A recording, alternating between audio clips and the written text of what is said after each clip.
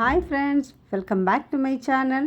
Friends, ಇವತ್ತು restaurant ಸ್ಟೈಲ್ನಲ್ಲಿ veg dum biryani ಮಾಡೋದು ಹೇಗೆ ಅಂತ ತೋರಿಸ್ತಾ ಇದ್ದೀನಿ. ಇದು ತುಂಬ ಅಂದರೆ ತುಂಬಾ ಟೇಸ್ಟಿಯಾಗಿರುತ್ತೆ. ನೀವು ರೆಸ್ಟೋರೆಂಟ್ಗಳಲ್ಲಿ ತಿನ್ನೋ ಅದೇ ಟೇಸ್ಟ್ ಇರುತ್ತೆ.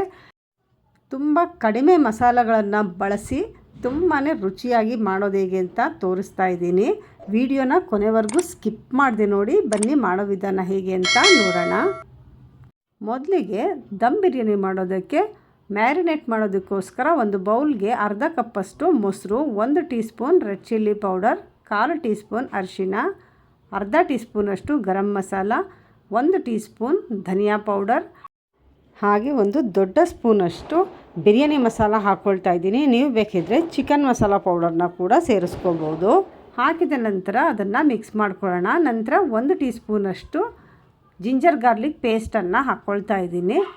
ಎಲ್ಲವನ್ನು ಚೆನ್ನಾಗಿ ಮಿಕ್ಸ್ ಮಾಡ್ಕೊಳ್ಳೋಣ. ಮಿಕ್ಸ್ ಮಾಡಿದ ನಂತರ ಇದಕ್ಕೆ 1 ಹಸಿಮೆಣಸಿನ್ಕಾಯಿನ ಸಣ್ಣದಾಗಿ ಕಟ್ ಮಾಡಿಬಿಟ್ಟು ಹಾಕ್ಕೊಳ್ತಾ ಇದ್ದೀನಿ. ಹಾಗೆ ಚಿಕ್ಕದು 2 ಈರುಳ್ಳಿಯನ್ನು ಉದ್ದುದ್ದಕ್ಕೆ ಕಟ್ ಮಾಡಿಬಿಟ್ಟು ಹಾಕ್ಕೊಳ್ತಾ ಇದ್ದೀನಿ. ಅರ್ಧ ಕಪ್ಪಷ್ಟು ಬೀನ್ಸು, 1 ಕ್ಯಾರೆಟನ್ನು ಕಟ್ ಮಾಡಿ ಹಾಕ್ಕೊಳ್ತಾ ಇದ್ದೀನಿ. ಹಾಗೆ 1 ಕ್ಯಾಪ್ಸಿಕಮ್, ಹಾಗೆ 1 ಆಲೂಗೆಡ್ಡೆ, ಅರ್ಧ ಕಪ್ಪಷ್ಟು ಹಸಿ ಬಟಾಣಿಯನ್ನು ಹಾಕ್ಕೊಳ್ತಾ ಇದ್ದೀನಿ. ಹಾಗೆ 2 ಚಿಕ್ಕ ಗಾತ್ರದ ಟೊಮೆಟೊವನ್ನು ಹಾಕ್ಕೊಳ್ತಾ ಇದ್ದೀನಿ. ಹಾಗೆ ಸೋಯಾ ಚಂಕ್ಸನ್ನು ಬಿಸಿ ನೀರಲ್ಲಿ 3ರಿಂದ 4 ನಿಮಿಷ ನೆನೆಸ್ಬಿಟ್ಟು ಹಿಂಡಿಬಿಟ್ಟು ಅದನ್ನು ಕೂಡ ಹಾಕ್ಕೊಳ್ತಾ ಇದ್ದೀನಿ. ಇವಾಗ ಇದನ್ನು ಮಿಕ್ಸ್ ಮಾಡೋದಕ್ಕೋಸ್ಕರ ಇದನ್ನೆಲ್ಲ ಒಂದು ದೊಡ್ಡ ಬೌಲ್ಗೆ ಶಿಫ್ಟ್ ಮಾಡ್ಕೊಳ್ತಾ ಇದ್ದೀನಿ. ನಂತರ ಒಂದು ಅರ್ಧ ಹಿಡಿಯಷ್ಟು ಪುದೀನ ಸೊಪ್ಪನ್ನು ಹಾಕ್ಕೊಳ್ತಾ ಇದ್ದೀನಿ. ಹಾಗೆ ಅರ್ಧ ಹಿಡಿಯಷ್ಟು ಕೊತ್ತಂಬರಿ ಸೊಪ್ಪನ್ನು ಹಾಕ್ಕೊಳ್ತಾ ಇದ್ದೀನಿ. ನಂತರ ಈರುಳ್ಳಿಯನ್ನು ಚೆನ್ನಾಗಿ ಬ್ರೌನ್ ಕಲರ್ ಆಗೋವರೆಗೂ ಫ್ರೈ ಮಾಡಿಬಿಟ್ಟು ಅದನ್ನು ಕೂಡ ಸ್ವಲ್ಪ ಹಾಕ್ಕೊಳ್ತಾ ಇದ್ದೀನಿ. ಇವಾಗ ಎಲ್ಲವನ್ನು ಚೆನ್ನಾಗಿ ಮಿಕ್ಸ್ ಮಾಡಬೇಕು. ಈಗ ರುಚಿಗೆ ತಕ್ಕಷ್ಟು ಉಪ್ಪನ್ನು ಹಾಕ್ಕೊಳ್ತಾ ಇದ್ದೀನಿ. ನಾನು 1 ಟೀ ಸ್ಪೂನಷ್ಟು ಉಪ್ಪನ್ನು ಸೇರಿಸ್ಕೊಂಡಿದ್ದೀನಿ. ಇವಾಗ ಇದನ್ನು ಚೆನ್ನಾಗಿ ಮಿಕ್ಸ್ ಮಾಡ್ಕೋಬೇಕು. ಇಲ್ಲದಿದ್ದರೆ ಒಂದು ಕಡೆ ಉಪ್ಪು ಇರುತ್ತೆ, ಒಂದು ಕಡೆ ಸಪ್ಪೆ ಇರುತ್ತೆ. ಆದ್ದರಿಂದ ಚೆನ್ನಾಗಿ ಮಿಕ್ಸ್ ಮಾಡ್ಕೋಬೇಕು. ಮಿಕ್ಸ್ ಮಾಡಿದ ನಂತರ ಒಂದು 15 ನಿಮಿಷಗಳ ಕಾಲ ಮ್ಯಾರಿನೇಟ್ ಆಗೋದಕ್ಕೆ ಇಟ್ಬಿಡೋಣ. ಇವಾಗ ಒಂದು ಚಿಕ್ಕ ಬೌಲ್ಗೆ ಒಂದು 20ರಿಂದ 25 ದಳಗಳಷ್ಟು ಕೇಸರಿಯನ್ನು ಹಾಕ್ಕೊಳ್ತಾ ಇದ್ದೀನಿ. ಹಾಗೆ 1/4 ಕಪ್ಪಷ್ಟು ಕಾಯಿಸಿರುವಂಥ ಬಿಸಿ ಹಾಲನ್ನು ಹಾಕಿಬಿಟ್ಟು ಇದನ್ನು ನೆನೆಯೋದಕ್ಕೆ ಇಟ್ಕೊಳ್ತಾ ಇದ್ದೀನಿ. ಹಾಗೆ ಒಂದು ಬೌಲ್ಗೆ 1 ಕಪ್ಪಷ್ಟು ಬಾಸುಮತಿ ರೈಸನ್ನು ಹಾಕ್ಕೊಳ್ತಾ ಇದ್ದೀನಿ. ಇದಕ್ಕೆ ಬಾಸುಮತಿ ರೈಸನ್ನು ಹಾಕ್ಕೊಂಡ್ರೆ ತುಂಬ ಚೆನ್ನಾಗಿರುತ್ತೆ. ಇದನ್ನು ಒಂದು ಸಲ ಚೆನ್ನಾಗಿ ತೊಳ್ಕೋಬೇಕು. ತೊಳ್ಕೊಂಡ ನಂತರ ಒಂದು 5ರಿಂದ 10 ನಿಮಿಷ ನೆನೆಯೋದಕ್ಕೆ ಇಟ್ಕೊಳ್ಳೋಣ.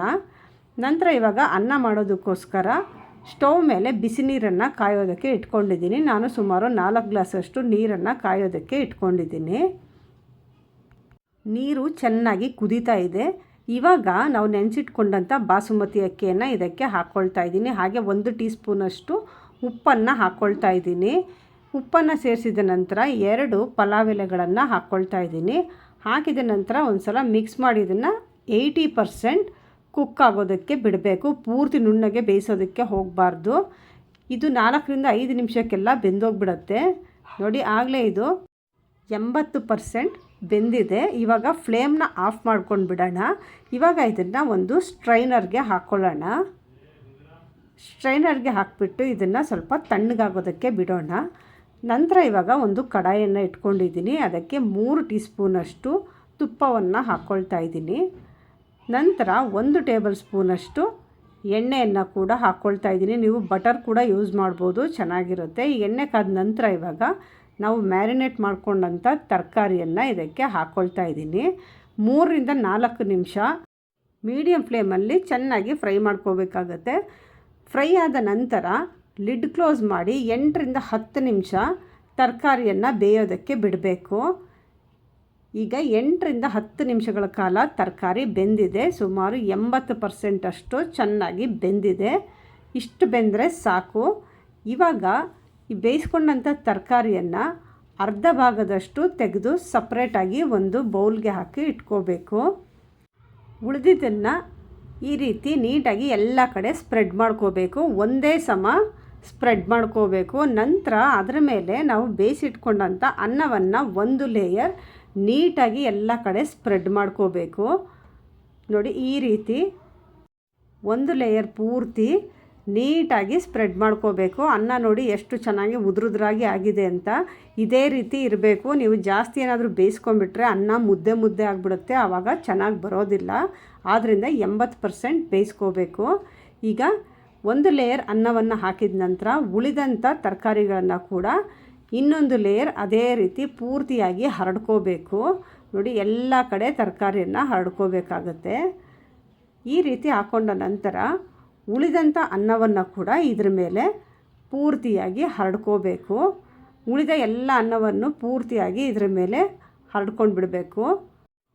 ಅನ್ನವನ್ನು ಪೂರ್ತಿಯಾಗಿ ಈ ರೀತಿ ಸ್ಪ್ರೆಡ್ ಮಾಡಿಕೊಂಡ ನಂತರ ಇವಾಗ ನಾವು ನೆನೆಸಿಟ್ಕೊಂಡಂಥ ಕೇಸರಿಯ ಹಾಲನ್ನು ಇದ್ರ ಮೇಲೆ ಈ ರೀತಿಯಾಗಿ ಹಾಕ್ಕೋಬೇಕು.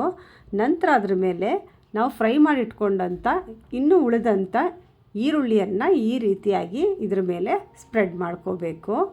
ನಂತರ ಸ್ವಲ್ಪ ಕೊತ್ತಂಬರಿ ಸೊಪ್ಪು ಹಾಗೆ ಸ್ವಲ್ಪ ಪುದೀನ ಸೊಪ್ಪನ್ನು ಇದ್ರ ಮೇಲೆ ಹರಡ್ಕೊಳ್ತಾ ಇದ್ದೀನಿ. ಹಾಗೆ ಬಿರಿಯಾನಿ ಮಸಾಲ ಪೌಡರ್ನ ಸ್ಪ್ರಿಂಕಲ್ ಮಾಡ್ಕೊಳ್ತಾ ಇದ್ದೀನಿ. ನೀವು ಅದಿಲ್ಲ ಅಂದರೆ ಚಿಕನ್ ಮಸಾಲ ಪೌಡರ್ನ ಕೂಡ ಹಾಕ್ಕೋಬೋದು. ಈ ರೀತಿ ಪೂರ್ತಿ ಎಲ್ಲ ಕಡೆ ಸ್ವಲ್ಪ ಸ್ಪ್ರಿಂಕಲ್ ಮಾಡ್ಕೋಬೇಕು. ನಂತರ ಲಿಡ್ ಕ್ಲೋಸ್ ಮಾಡಿ ಸಿಮ್ಮಲ್ಲಿ 15 ನಿಮಿಷಗಳ ಕಾಲ ಇದನ್ನು ಬೇಯೋದಕ್ಕೆ ಬಿಡಬೇಕು. 15 ನಿಮಿಷ ಆದ ನಂತರ ಸ್ಟೌವನ್ನು ಆಫ್ ಮಾಡಿಬಿಟ್ಟು 8ರಿಂದ 10 ನಿಮಿಷ ಹಾಗೆ ಬಿಟ್ಬಿಡಬೇಕು. ಆನಂತರ ಲಿಡ್ಡನ್ನು ಓಪನ್ ಮಾಡಬೇಕು. ನೋಡಿ, ವೆಜ್ ದಮ್ ಬಿರಿಯಾನಿ ಎಷ್ಟು ಚೆನ್ನಾಗಿ ರೆಸ್ಟೋರೆಂಟ್ ಸ್ಟೈಲಲ್ಲಿ ರೆಡಿಯಾಗಿದೆ ಅಂತ. ಇವಾಗ ಅದನ್ನು ಒಂದು ಸರ್ವಿಂಗ್ ಪ್ಲೇಟಿಗೆ ಹಾಕ್ಕೊಳ್ಳೋಣ. ನೋಡಿ, ಇದು ಮನೆಯಲ್ಲಿ ಮಾಡಿರೋದು ಅಂತ ಸ್ವಲ್ಪ ಕೂಡ ಗೊತ್ತಾಗ್ತಾ ಇಲ್ಲ. ನಾವು ರೆಸ್ಟೋರೆಂಟಲ್ಲಿ ತಿನ್ನೋ ಅದೇ ಟೇಸ್ಟ್ ಇದೆ, ನೋಡೋದಕ್ಕೆ ಕೂಡ ಅದೇ ರೀತಿ ಇದೆ. ಖಂಡಿತ ಈ ರೆಸಿಪಿನ ನೀವು ಕೂಡ ಒಂದು ಸಲ ಟ್ರೈ ಮಾಡಿ. ಮಾಡೋದಕ್ಕೆ ಸ್ವಲ್ಪ ಟೈಮ್ ತೊಗೊಳುತ್ತೆ, ಆದರೆ ಟೇಸ್ಟ್ ಮಾತ್ರ ತುಂಬಾ ಚೆನ್ನಾಗಿರುತ್ತೆ. ಈ ರೆಸಿಪಿಯನ್ನು ನೀವು ಕೂಡ ಒಂದು ಸಲ ಟ್ರೈ ಮಾಡಿಬಿಟ್ಟು ಹೇಗೆ ಬಂತು ಅಂತ ನನಗೆ ಕಮೆಂಟ್ ಮಾಡಿ ತಿಳಿಸಿ. ಈ ರೆಸಿಪಿ ನಿಮಗೆ ಇಷ್ಟ ಆಗಿದರೆ ಲೈಕ್ ಮಾಡಿ, ಶೇರ್ ಮಾಡಿ. ಸಬ್ಸ್ಕ್ರೈಬ್ ಮಾಡಿಲ್ಲ ಅಂದರೆ ಈಗಲೇ ಸಬ್ಸ್ಕ್ರೈಬ್ ಮಾಡಿ, ಬೆಲ್ ಐಕಾನ್ ಟಚ್ ಮಾಡಿ. ಇಷ್ಟೊತ್ತು ವಿಡಿಯೋ ನೋಡಿದ್ದಕ್ಕಾಗಿ ಧನ್ಯವಾದಗಳು. ಮತ್ತೊಂದು ಹೊಸ ರೆಸಿಪಿ ಜೊತೆ ಮತ್ತೆ ಭೇಟಿ ಮಾಡೋಣ. ಅಲ್ಲಿವರೆಗೂ ಟೇಕ್ ಕೇರ್. ಬಾಯ್ ಬಾಯ್.